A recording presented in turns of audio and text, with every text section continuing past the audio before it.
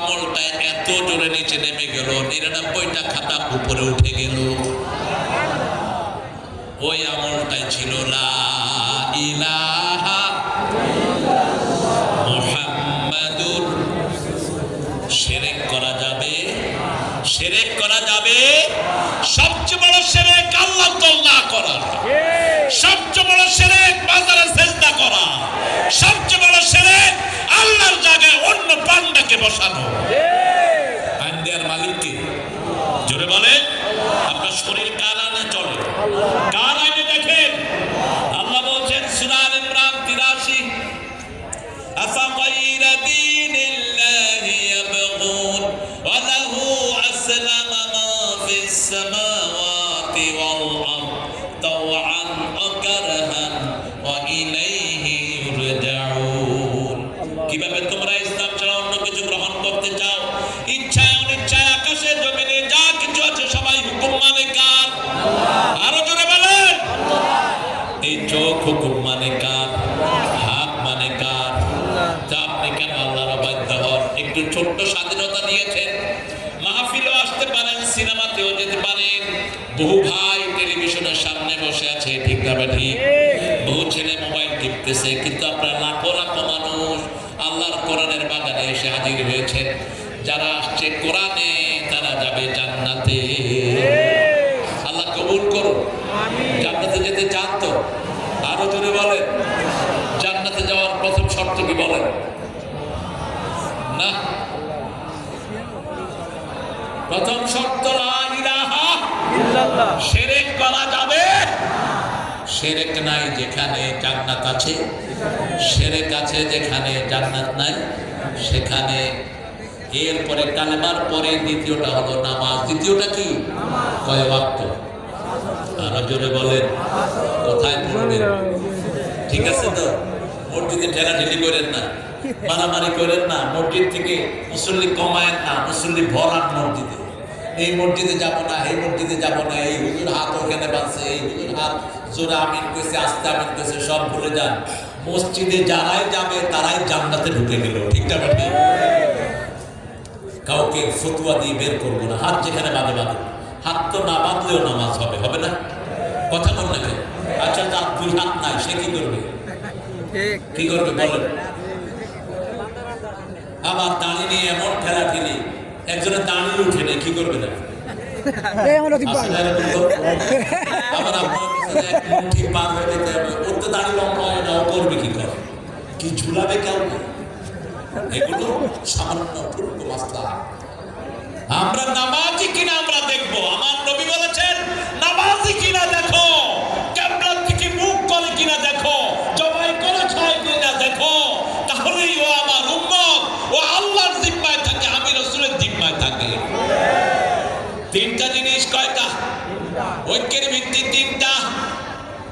আমাকে বহু হুজুর ফতোয়া দিয়েছে আমি ইহুদির দালাল, জাকির নায়েক ইহুদির দালাল। উনি হাফিজাবের সাথে আমাকেও জড়াইছে ওই ভদ্রলোক জাকির নায়েক সাহেবকে, ওনার পিস টিভিও ধ্বংস করে দেওয়া হয়েছে। 5 বছর দেশে আসতে পারেন, আমি 5 বছর আমেরিকা ইংল্যান্ডে আমি কাটিয়েছি দাওয়াতি কাজ করে। আর আমাদের দেশে বহু হুজুর আছেন, সোনার চাবি যখনও মুখে ছিল এখনো আছে। কথা বল না কেন?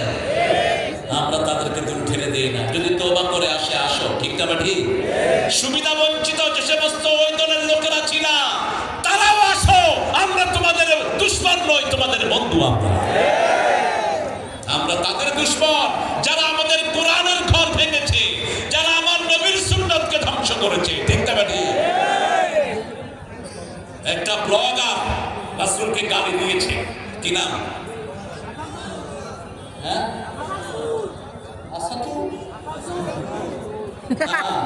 এর আগে ওকে মেরে ফেলা হয়েছে। কি নাম? বিশ্বজিৎ। বলছে রাসূল নাকি লুচ্চা ছিলেন। আপনাদের মন্ত্রী, প্রধানমন্ত্রী ওকে কি বলেছে জানেন? উনি হলেন দ্বিতীয় মুক্তিযুদ্ধের নাকি প্রথম শহীদ। হা হা, সেই দিনে আমার বুকটা ভেঙে চৌচির হয়ে গেছে। তিনি উপহার দিয়েছেন, রাষ্ট্র থেকে টাকা দিয়েছেন ওই ব্লগারের ফ্যামিলিতে। ধিক্কার জানাই কোনোদিন বাংলার কোনো মাটি তোর কপালে না জুটা।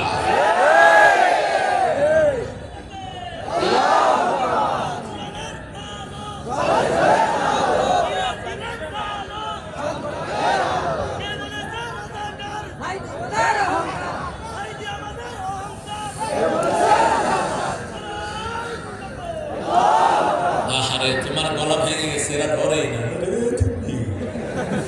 এটা তো ওই সময়কার তাকবীর, এখনকার তাকবীর দেন তো একটা জোর সরে।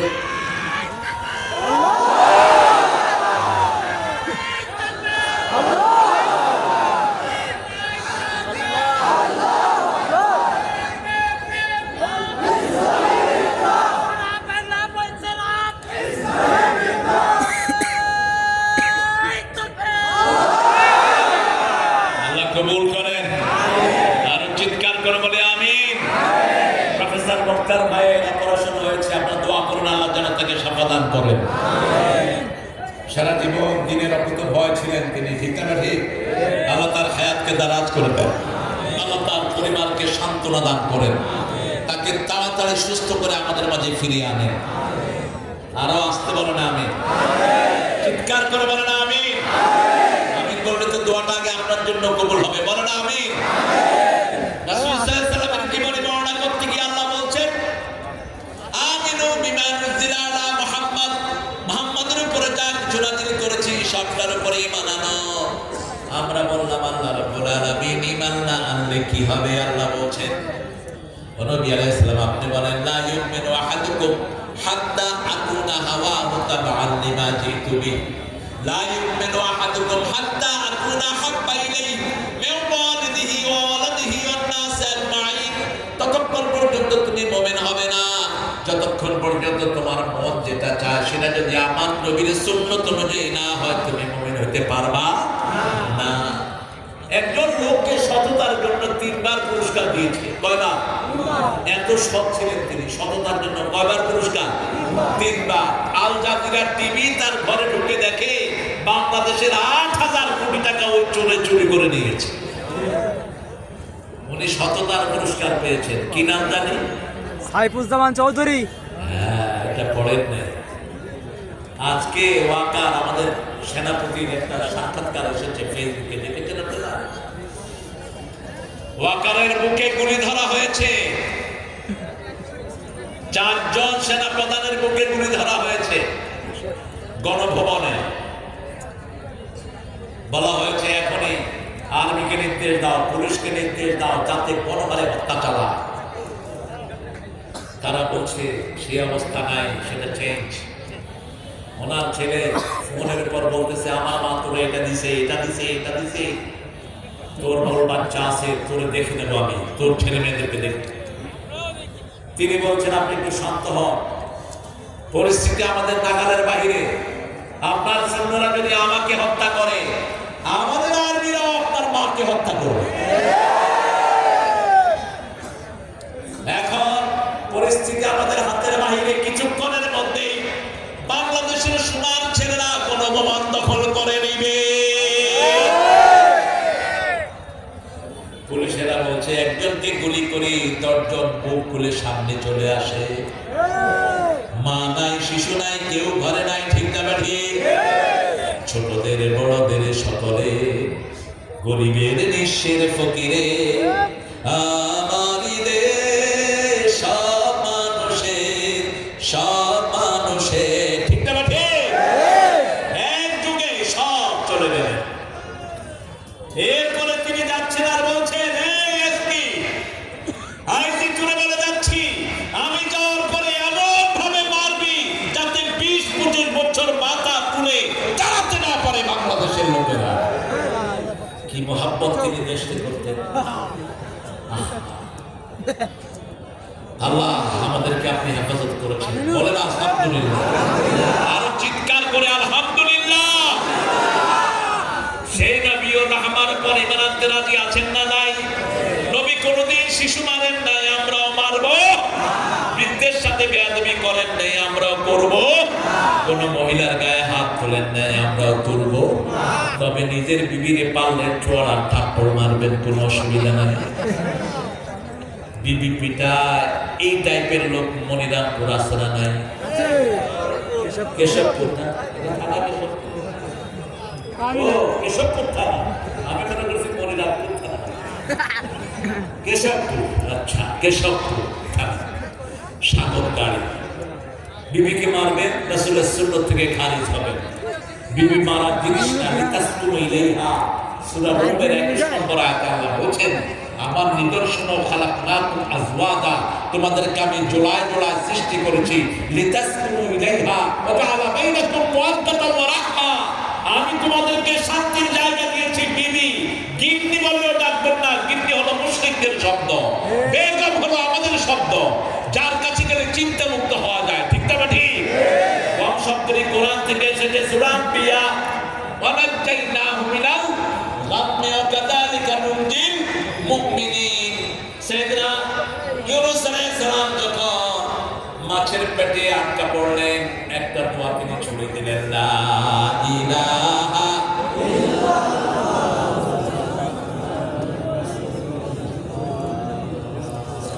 আমাদের উনি বিপদে পড়ে এই দোয়াটাও করতে পারেন।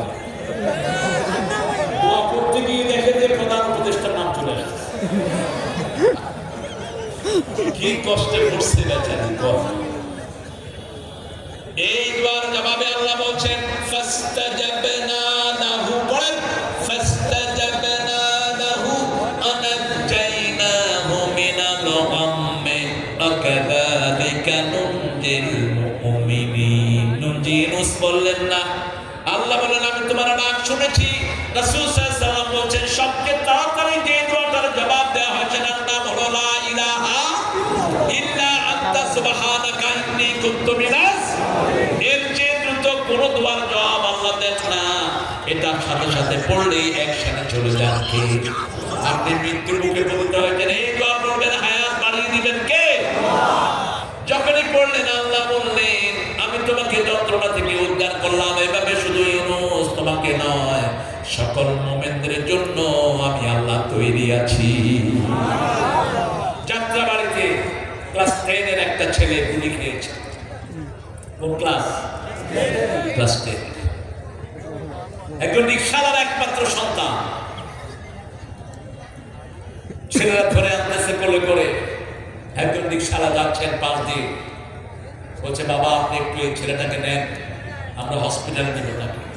কোনো হসপিটালও তো আমাদেরকে নেওয়া হতো না। ঠিক না ঠিক? ওই যে স্বাস্থ্যমন্ত্রী একটাকে বানাইছে, মেডিকেলের রোগীদের লিস্ট পর্যন্ত ছিঁড়ে ফেলার জন্য বেয়াদব নির্দেশ দিয়েছে। বলেছে কোনো হসপিটাল যেন এদেরকে রিসিভ না করে। কোনো সরকারি হসপিটাল রিসিভ করে নেই আহতদের। রিকশা যখন ছেলেটাকে ওঠানো হলো, রিকশা চালক তাকিয়ে দেখে তার একমাত্র ছেলে গুলি খাওয়া রিকশা।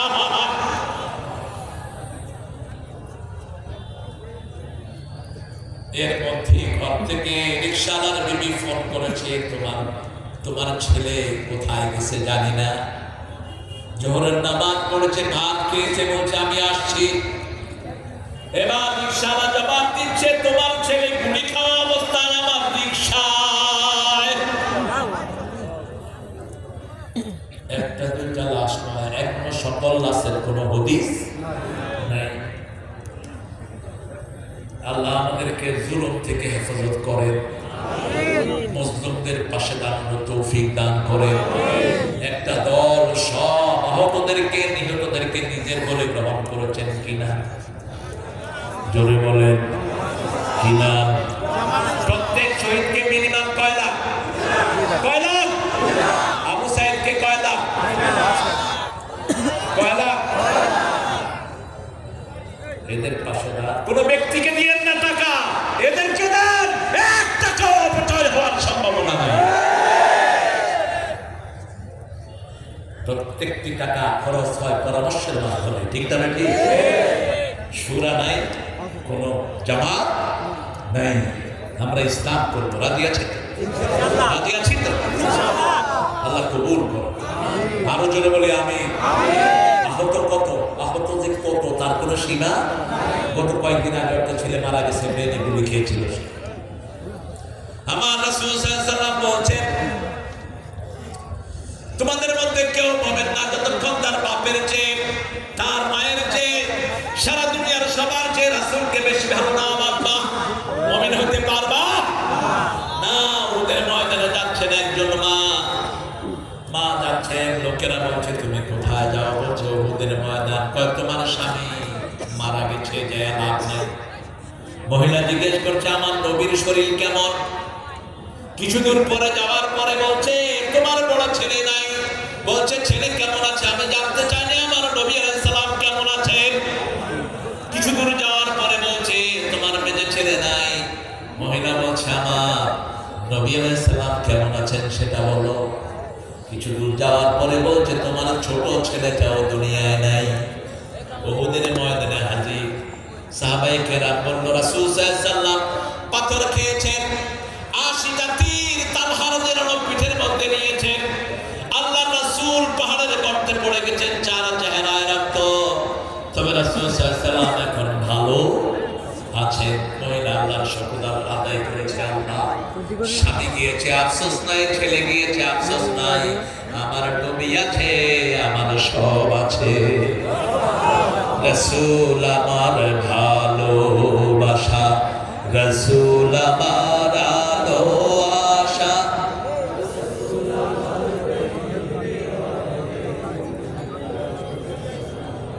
জানেন না এত আসতে কেন? আপনাদের কষ্ট হচ্ছে তো জোরে বলেন রাসূল আমার ভালোবাসা, রাসূল আমার আলো আশা, রাসূল আমার প্রেম বিরহের মূল আলোচনা, রাসূল আমার কানে করবে যখন দারুণ দুঃখ নামে আমার জীবনে জুড়ে, বিপদ আপদে মুসিবতে মরি পুড়ে পুড়ে, তখন তোমার শৈশবে কৈশোর যোগায় সান্ত্বনা, রাসূল আমার কাঁধে করবে সাল্লাল্লাহু। রাসূলকে মানতে রাজি আছেন তো? শিশুদেরকে হাফ প্যান্ট পরাবেন না, কোন শিশুকে না। 7 বছর বয়স হাফ প্যান্ট শেষ, রাজি আছে তো? আর মেয়েদের 3 বছরের পর থেকে আর হাফ প্যান্ট পরাবেন না। কারণ আমার দেশে 5 বছরের ইয়াসমিন ধর্ষিতা হয়েছে রংপুরে পুলিশের হাতে। ঠিক না বাটি? কোথায় নিরাপত্তা পাবেন? কয় বছর? আর একজন হিন্দু ভদ্রলোক 5 বছর মেয়েকে বিয়েও করেছে। রবি ঠাকুর বিয়ে করেছেন 11 বছরের মেয়েকে। অন্তত ডজন খানিক হিন্দু নেতা 6 বছর, 4 বছর, 5 বছরের মেয়েকে বিয়ে করেছেন। আর শয়তানরা রাসূলের ব্যাপারে কথা বলে উনি 6 বছরের আয়েশাকে বিয়ে করেছেন। না, বিয়ে হয়েছে 6 বছরে, কিন্তু পরে গিয়েছেন কয় বছরে? 9 বছরে। কয় বছর? 9 বছর। মেয়েদের বালের হয় মেয়েরা কয় বছরে? 9 বছরের। টেক্সাসে একটা নিয়ম আছে আমেরিকা, 9 বছরের জন্য গাও যদি আপনাকে বলে ইউর মাই হাজবেন্ড, তুমি আমার স্বামী, তোমাকে আমি বিয়ে করলাম, ভ্যালিড, রাষ্ট্রীয়ভাবে স্বীকৃত। মেয়েদের আর্লি বলুক হয় 9 বছরে। রাসূল সাল্লাল্লাহু আলাইহি ওয়াসাল্লাম একটা বিয়েও নিজের খুশিতে করেন নেই। কার ইচ্ছা? নাবালিকা বিয়ে করলে উলঙ্গ হয়ে কাবার চারপাশে ঘুরতে হতো। নিয়ম ছিল ঠাকুরের কাছে মেয়েটাকে 40 দিন ডাকতে হতো, 10 দিন ডাকতে হতো। সেই কথাটাকে চিরতরে ধ্বংসের জন্য আল্লাহ বলছেন মুহাম্মদ স্বপ্ন দেখিয়েছেন রাসূলকে 3 বার সাল্লাল্লাহু। আয়েশাকে বধূবেশে দেখিয়েছেন 3 বার। কয়বার? রাসূল ঘুম থেকে উঠে বলছেন আল্লাহ আয়েশাকে স্বপ্ন দেখেন কেন, আমাকে দিয়ে দেন। মা আয়েশা যদি না হতো এত হাদিস পেতাম না। মা আয়েশা ছিল জ্ঞানের সাগর, সকল সাহাবীদের চেয়ে বড় জ্ঞানী ছিলেন মা আয়েশা। যে কোনো সাহাবী হাদিস ভুলে যেতেন মা আয়েশার কাছে জিজ্ঞেস করতেন, ফরায়েদের মাসলা মা আয়েশার কাছে জিজ্ঞেস করতেন। সাহাবায়ে কেরাম বলতেন আয়েশা আপনি এত জ্ঞান কবে অর্জন করেছেন? মা আয়েশা বলতেন যে একবার শুনি সেটা আমি আর কখনো আমি ভুলে যাই না। একটা আসরেও মা আয়েশা ছাড়া রাসূল হাদিস পড়তেন না। সাহাবায়ে কেরাম গুঞ্জন শুরু করলেন, এটা আমরাও করি। আমরা তো গুঞ্জনের শ্রেষ্ঠ নায়ক ফেসবুকে এখন মাশাআল্লাহ। আহা, কত বদনামি যে মানুষ করে আলেমদের, ঠিক না ঠিক? কথা বল না কেন? কত বাজে বাজে লেখা লেখে, আল্লাহকে ভয় কর উল্লু। তোর এই বাজে কথা যতজন পড়বে ততজনে গুনাহ, জিনার গুনাহ, ততজনে তুই গীবত করার গুনাহ তোর আমলনামায় উঠবে, ঠিক না ঠিক? ভালো লেখ, খারাপ লেখিস। একজন আলেম কোরআন থেকে কথা বলছে, তার নামে উল্টা পাল্টা লেখে, আসরা নাই। এবার রাসূল সাল্লাল্লাহু আলাইহি ওয়াসাল্লাম বললেন, শোনো, তোমরা মনে করতে পারো আমি বিবির জন্য বসে থাকি, ব্যাপারটি তা নয়। গত এক সপ্তাহ আগে আমি কি কি হাদিস পড়েছি, কে কে বলতে পারো বলো? কেউ 2টা, কেউ 3টা, কেউ 4টা। এবার রাসূল বললেন, ও হুমায়রা, তুমি বলো। মা আয়েশাকে হুমায়রা বলে ডাকতেন, লালি বলে ডাকতেন। লালি কি বলে? লালি, লালমণি বলে ডাকতেন। ইশ বলে ডাকতেন, ছোট্ট অক্ষর ইশ। আয়েশা থেকে কি ইশ? আপনার স্ত্রীর নাম যদি হয় নার্গিস, আপনি তাকে নারু ডাকতে পারেন, এটা সুন্নাহ।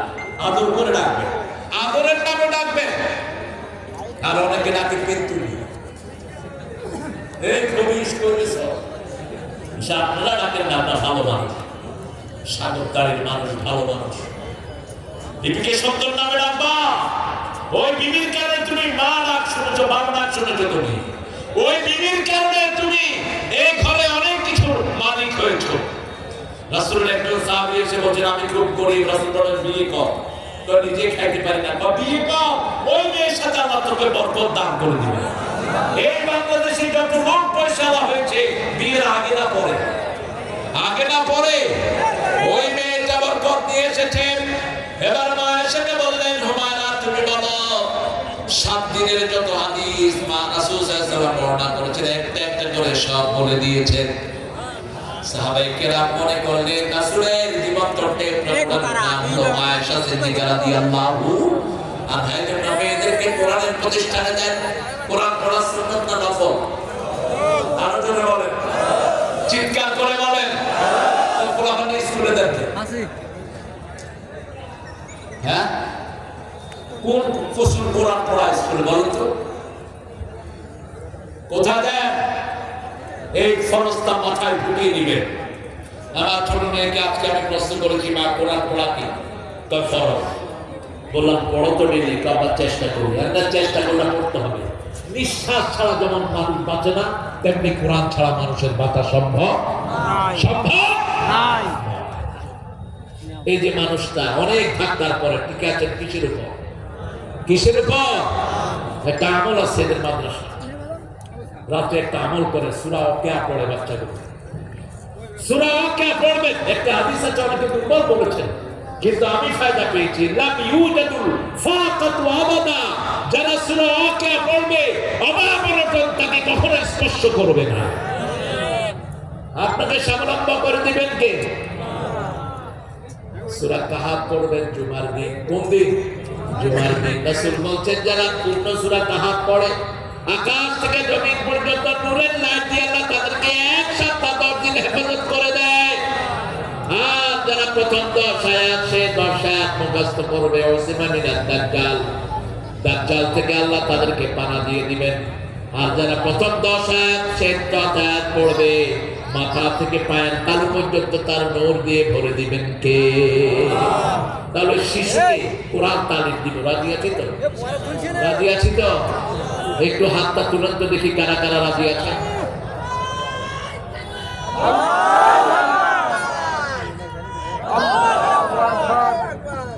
আল্লাহ হাতগুলো কবুল করে। বলেন, আর চিৎকার করে বলেন আমিন। কোন শিশুর গায়ে হাত তুলবেন না। মাদ্রাসায় শিশুদেরকে মারা হয় কি হয় না? কথা হয়। স্কুলে স্কুলে হয় না?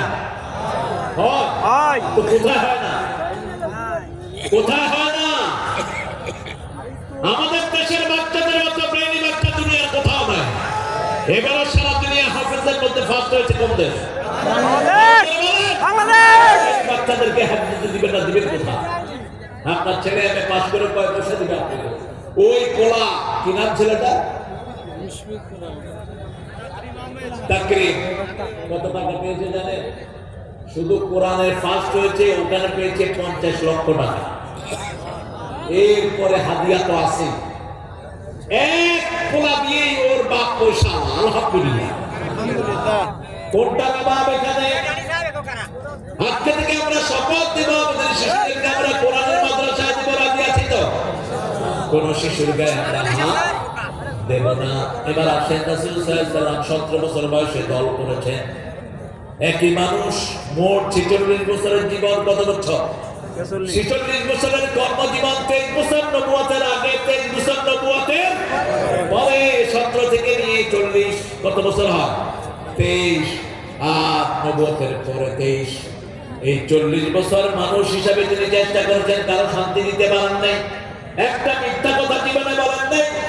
আর গত 17 বছর মিথ্যার প্রতিযোগিতা চলেছে। ঠিক না বাড়ি? বিরুদ্ধে মামলা দেওয়া হচ্ছে, তিনি নাকি জিনা করেছেন।